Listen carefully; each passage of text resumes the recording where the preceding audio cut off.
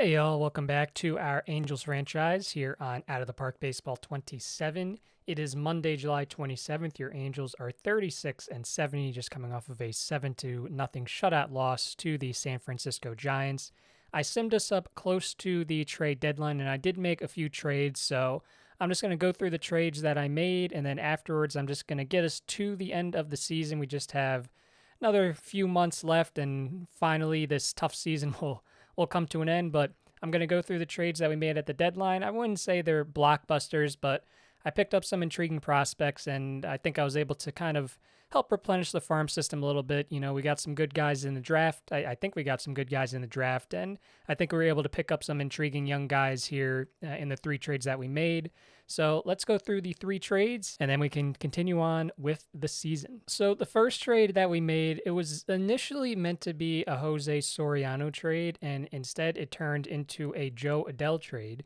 And in this trade with the Toronto Blue Jays, we traded away Reed Detmers and Joe Adell, and we got 16-year-old third baseman Juan Guerra, 17-year-old minor league catcher Juan Caracote, 18-year-old third baseman Juan Sanchez, 19-year-old right fielder Andres Arias, 24-year-old center fielder Jace Borofin, 24-year-old right fielder Yohendrick Panago, and cash considerations. So the big piece here for us was this third baseman, Juan Sanchez, 18 years old. You can see that he was with Dunedin there at A-ball for them, and he had a 762 OPS through 39 games, 35 of them starts in 2025, and I think that's their DSL team, their Dominican Summer League team.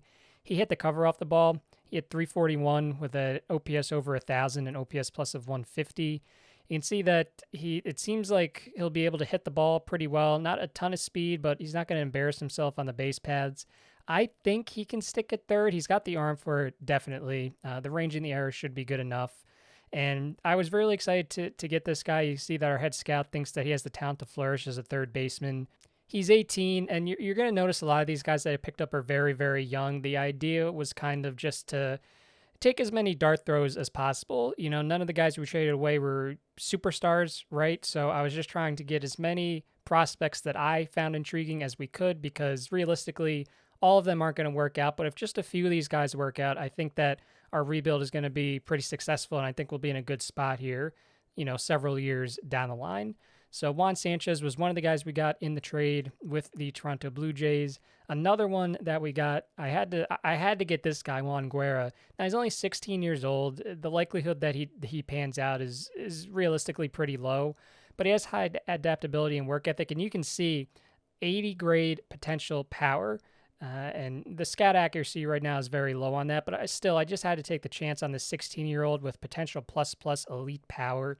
He should have a good eye too. Now, the big red flag with him, there's a couple. One, I don't know if he's going to stay at third base defensively. In fact, I don't know if he's going to stick anywhere defensively. Number two, he's going to strike out a ton.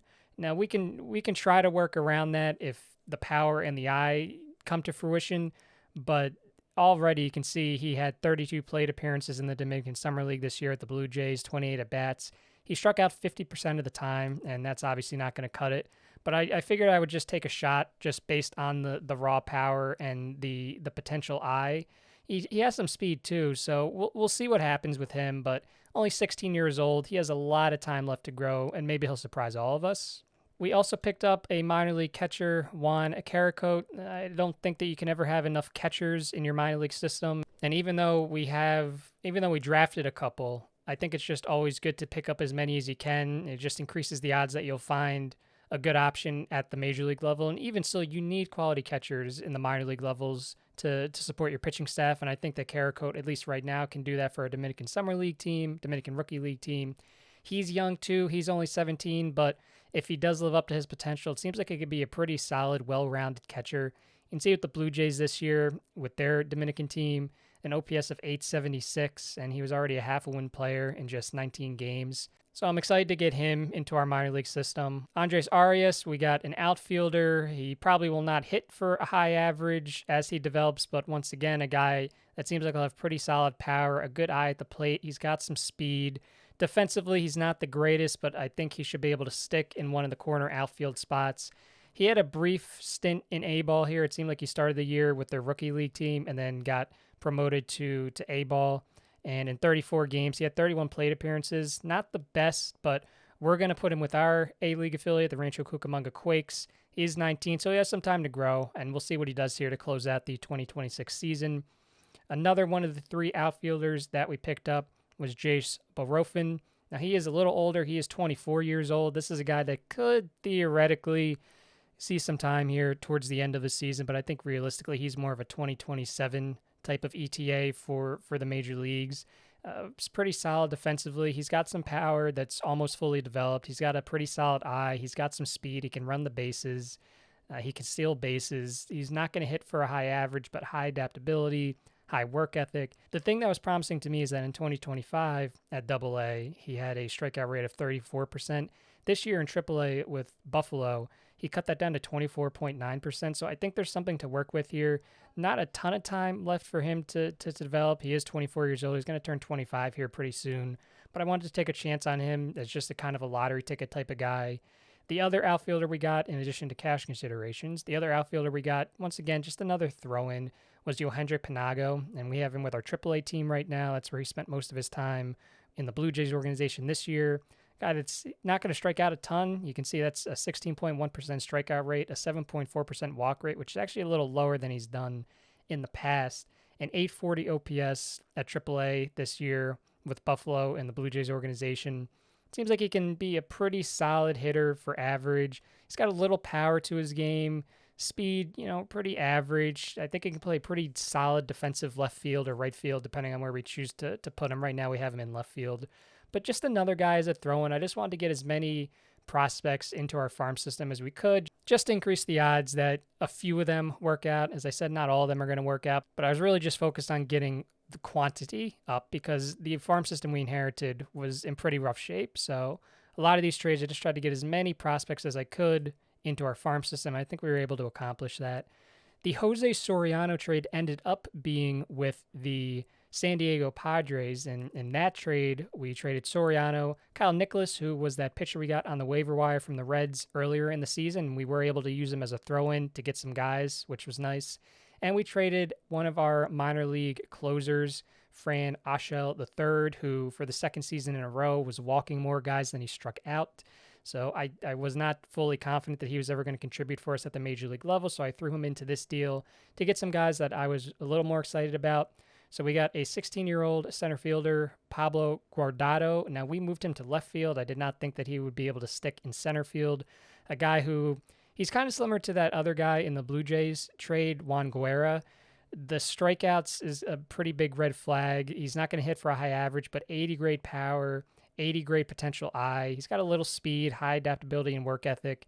And seeing as a very, very small sample size, only 26 plate appearances with the Dominican team with the Blue Jays, but he had an 892 OPS, so I wanted to take a chance on him. 60 potential grade according to our head scout, so why not? The guy that I was really excited about in this trade is this third baseman, 17-year-old Joniel Hernandez, and it seems like he's going to be able to play almost anywhere in the infield, and he can even play outfield for us. So right now we have him at second base, but that could change as time goes on. A guy that could hit for a pretty solid average. He's got some gap power. He's got some normal power. His eye is probably not going to be anything special, but he's got some speed. He could steal some bases. He had a little higher of a sample size in the Padres rookie league team, 37 games started. He hit 362 with a 451 OBP and an OPS over 1,000. So I wanted to get him in here. 50 potential grade, but it seems like he could be a pretty solid player, so I wanted to get him into our organization for sure. Manuel Castro, he had a grand total of 1 major league appearance with the Padres this season, but he spent most of his time in AAA. 4.13 ERA, but a 3.56 FIP. They used him exclusively as a reliever, and that's what we're going to use him as. You see the 35 stamina. Pretty good stuff. Not too much movement to speak of, but I think his control will be pretty solid. 3 solid pitches, a fly ball pitcher, which in an ideal world I tend to avoid, but we're going to see if we can make it work with Castro. He's going to be with our major league team for the rest of the 2026 season, so we'll see what he can do for us.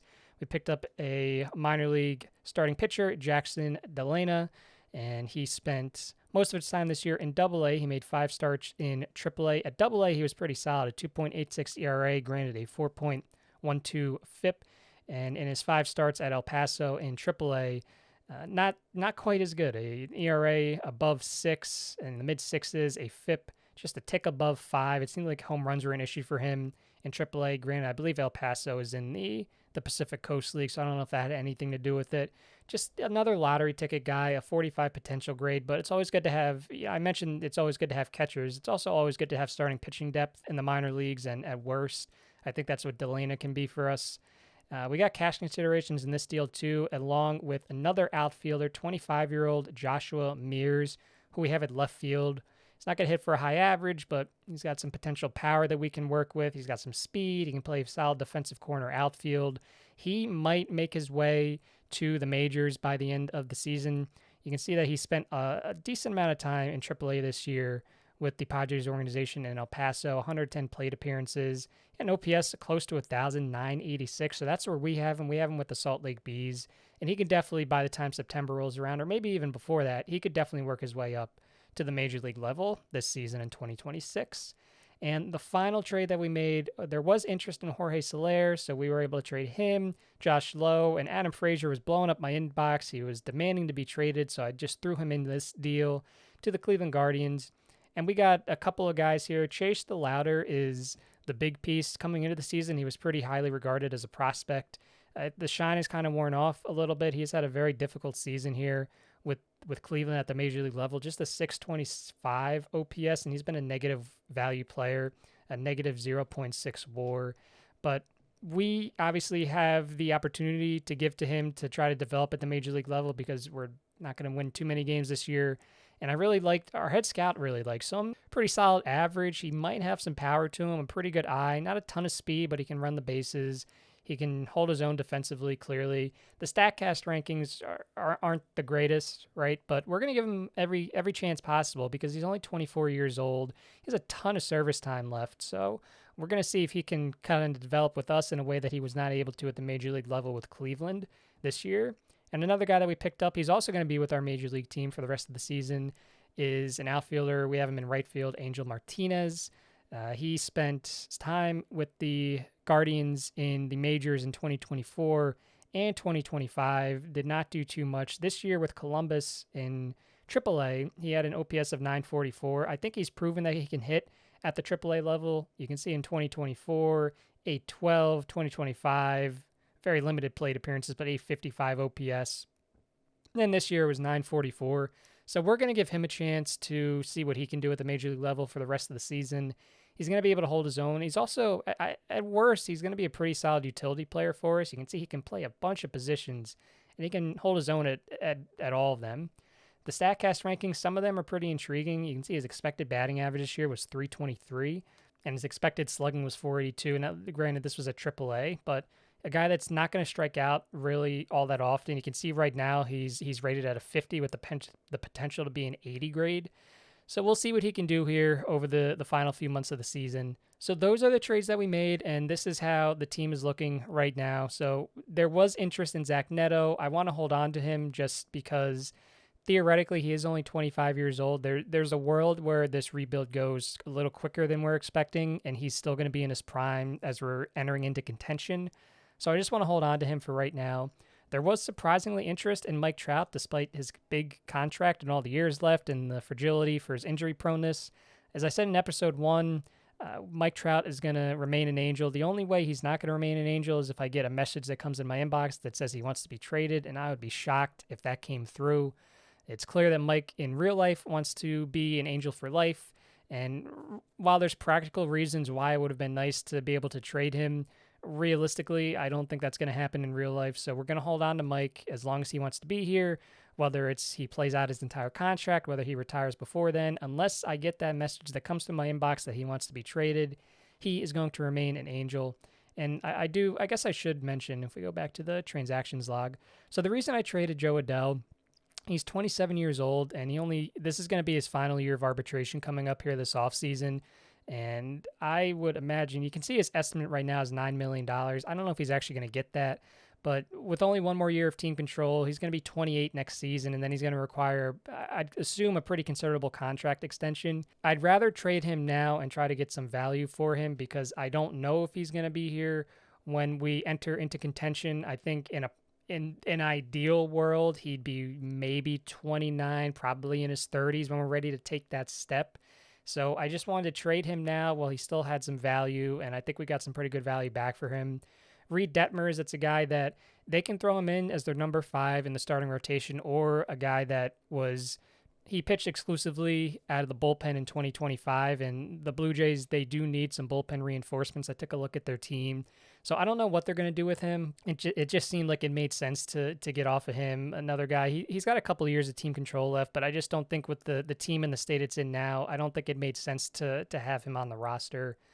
Jose Soriano, we talked about it, a guy that I was pretty high on, and he got out to a heck of a start this season for us. He cooled off a little bit right before the All-Star break and just coming out of it, but he had a solid start on July 24th, so a few days ago in this world. 5 innings pitched. He allowed 4 runs, but only 2 of them were earned. 7 hits, 6 strikeouts, only 1 walk. It's a guy that he has low work ethic, low baseball IQ. He has a couple years of team control left, but I just think once it's kind of the same thing with Detmers. With the team in the state that it's in, I think he makes more sense with another organization than he does with us at the moment. So I just wanted to get some value for him. And Jorge Soler, it's pretty self-explanatory. This is the final year of his contract. We were not going to re-sign him after the season. So I just wanted to get some value for him. And luckily there was several organizations that were interested in him, and we ended up trading him to Cleveland. So the way the team looks right now, Neto, Trout, Shonawell still here, Moncada, Christian Vasquez, Chase DeLatta, the guy we got from Cleveland, Nick Madrigal, he was in our minor league organization or our minor league system, and we have called him up to play second base for probably the remainder of the year. Angel Martinez in right field, and then Jose Siri is still here. Our pitching staff, we called up Caden Dana and George Klassen. We're going to give them a shot. We're going to see what they can do here over the final few months of the season. We already called up Ryan Johnson earlier. I took a look. There wasn't really much interest in Kikuchi, which is understandable. So we're going to hold on to him for the rest of this year, and we'll take a look again. We'll re-examine this offseason if anybody wants him on a 1-year deal for $21 million. I don't know if I really want to retain anything, but we will revisit that in the offseason. The bullpen, the only couple additions that we made, we talked about Castro. Caleb Ort came off of the IL, so we added him back into the bullpen. Robert Stevenson, there was no interest in him. I examined it, but nobody wanted him, and luckily he's not going to be on the team next year. He has a $2.5 million team option. I'm not going to bring him back. It's been a very rough season. I can't see it getting much better, and ERA almost in the mid-6s and a FIP above 5, so we're just going to play out the season with him in that role. I tried to throw Ben Joyce into some packages, but it didn't really move the needle at all, so that's why he's still going to be in the back end of our bullpen to finish the season. It's the same case with Kirby Yates and Drew Pomeranz, and that just about does it. So I'm going to simulate up ahead here to the end of the season. You can see that some of those cash considerations that we got, we were in the negative for most of the season. Now we have almost $6 million available, which is good, so we'll finish in the green. I'm going to simulate to the end of the season. Got a few more months left to play through, and we will see what happened in 2026 with your Los Angeles Angels. All right, it is Thursday, October 29th. The playoffs are over. The Angels finished 57-105 on the season. We were the worst team in Major League Baseball. So you can see we were the worst team. The Nationals finished 4 games behind us, or I guess you would say 4 games ahead of us, at 61-101. The Pirates also lost 100 games at 62-100. You can take a look here. The best team in the majors this season was the Los Angeles Dodgers, who went 104-58. The Yankees went 99-63 to win the AL East, followed by the Blue Jays, the Red Sox, and the Orioles, who all clinched playoff spots. So all of the wild card teams in the American League came from the East Division. The Royals came back to win the AL Central at 82-80. The Tigers at 79-83, finished just 3 games back. The Rangers won our division at 93-69. You can see the Mariners just missed out on the final wild card spot by 1 game. In the National League, the Phillies won the NL East by 2 games over the New York Mets with a record of 97-65. The Cubs won the NL Central at 87-75 by just a game over the Brewers, who got a wild card spot. And in the NL West, the Diamondbacks, Giants, Rockies, and Padres all finished 20-plus games behind the Dodgers. Your NL wildcards were the Mets, the Brewers, and the Braves. The Marlins finished 1 game out. The Diamondbacks finished 2 games out, so very tight wildcard race here in the National League. The Giants were 3 back. The Reds were 5 back. Even the Rockies were in it until the end of the season. They were only 6 out. The Padres were only 8 out. So very entertaining wild card race in the National League, not so in the American League. But we'll take a look now at the playoffs. And as you probably saw, the Blue Jays won the 2026 World Series in 6 games over the Philadelphia Phillies. Joe Adell seemed to be a pretty good pickup for them in the regular season. He ended up slugging .513. He had 16 home runs for them down the stretch. And I saw that he hit some home runs for them throughout the postseason as well. I know Reed Detmers pitched for them. So Detmers and Adell, we traded them to the Blue Jays, and they were each able to win a World Series ring. So congratulations to them. Taking a look at the wild card, the Blue Jays won in 3 games over the Red Sox. The Orioles won in 3 over the Royals. The Mets won in 3 over the Brewers, and the Cubs won in 3 over the Braves. In the divisional series, the Blue Jays won in 4 games over the Yankees. The Orioles won in 4 games over the Rangers. The Dodgers won in 4 over the Mets, and the Phillies swept the Cubs 3 games to nothing. In the League Championship Series, it was the Blue Jays over the Orioles in 6 games, the Phillies over the Dodgers in 5. And as I said, the Blue Jays won the World Series in 6 games. They won the first 3 games. The Phillies battled back to win the next 2, but they could not keep it going. The Blue Jays did end up winning Game 6, and they are your 2026 World Series champions. It was a tough finish here for your Angels, 57-105. We had a lot of injuries down the stretch. Mike Trout got injured, and then he came back for, I think, about 2 days, and then he got injured again, and that was that for the rest of the season. And you can see the way the lineup looks. It was rough sledding through the final month or so of the season. We called up Nelson Rada. We called up Christian Moore. We called up Lennon Sosa, who was with our Double-A team. We called up Angel Martinez and Kyron Paris. We called up Joshua Mears. And unfortunately for Joshua Mears, I will show you this news report here. He was injured in an off-field incident, sidelined for 11 months with a fractured eye socket. This was the guy that we traded for from the Padres, and he is going to be out for another 11 months. It occurred when he got into a fight with the media over a story that was released about him in the local newspaper. Not that he was doing too well for us regardless. In 41 at-bats, he was hitting under 100. He had a -2 OPS, a -9 WRC+. So it was not the best introduction to the majors for Mr. Joshua Mears, and now he is going to be out for another 9 months. It was 11 months when it happened, and now he will miss another 9 months. So he'll be back at some point next season, but not the best way to endear yourself to your new organization. We had some minor league players expire. The KBO announced who they will be posting this offseason, and nobody too good. They have a couple, maybe decent starting pitchers, but we're not going to be involved in any of that. The international amateur free agents were revealed, so we'll take a look at that. You can see that the signing period does not begin until January 15th, so we have some time.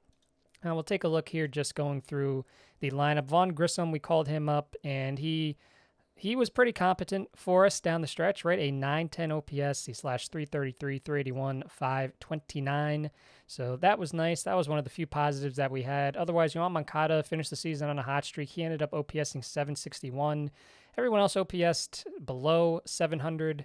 So it was a very rough season for us offensively. Obviously, we only scored 582 runs. We let up 796 runs, and obviously, if you let up 582 runs and let up about 200 runs more than that, you're probably not going to have a great season, and we did not. Some positives, George Klassen did pretty good in his first taste of Major League action, a .364 ERA and a 4.05 FIP. He had some pretty good starts for us down the stretch, and he will definitely have a spot in our starting rotation to begin 2027.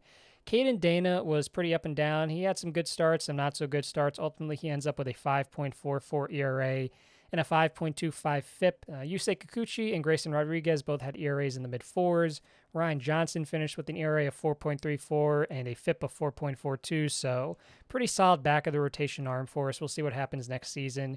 We were able to call up Joel Hurtado to finish the season. He got lit up in at least one start. I think it was it was against the Red Sox. He let up 7 earned runs in just 2/3 of an inning.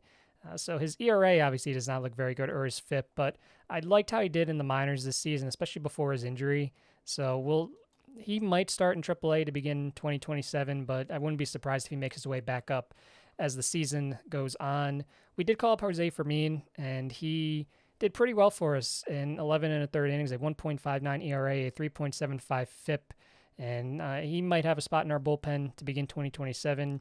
Manuel Castro was serviceable, 2.8, more than serviceable, really. I don't know why I said just serviceable. I don't mean that in a negative way. It's just compared to the other guys we tried it out there. Castro was pretty good, 2.86 ERA, a 3.69 FIP. So he will have a spot in our bullpen in 2027. Ben Joyce will still be around. The rest of these guys, not too much to write home about. Chase Silseth and Brent Suter are pretty solid veterans at the back end of the pen. I can't be too upset with that. But overall, just a very, very tough season for your Angels. Logan O'Hoppe, he's going to be out for an additional 7 months. He broke a bone in his elbow as he was rehabbing, so he's going to miss even more time. We mentioned Joshua Mears. Anthony Rendon will come off our books here pretty soon, as will Alek Manoah. You can see our minor league teams, they really picked it up there towards the end of the season, which was promising. Our AAA team finished 78 and 72. Our AA team at 72 and 66. High A was 77 and 54.